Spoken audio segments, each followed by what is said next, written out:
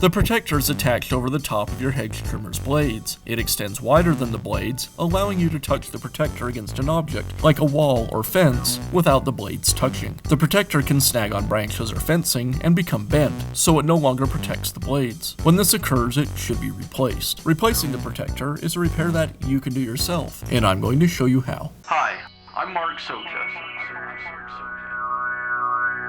Do-it-yourself repairs like these are easier than you might think.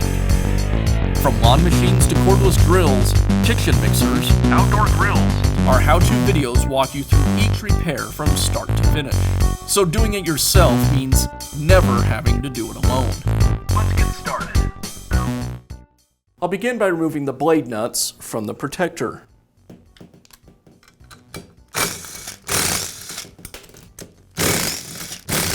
With the nuts removed, I can remove the protector.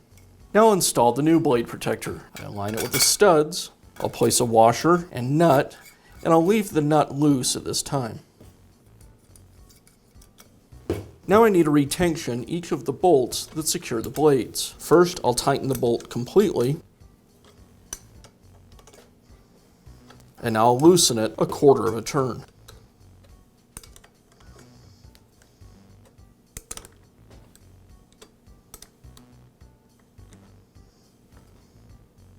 I'll use 2 wrenches to tighten each of the nuts, one to keep the bolt from rotating and the other to tighten the nut.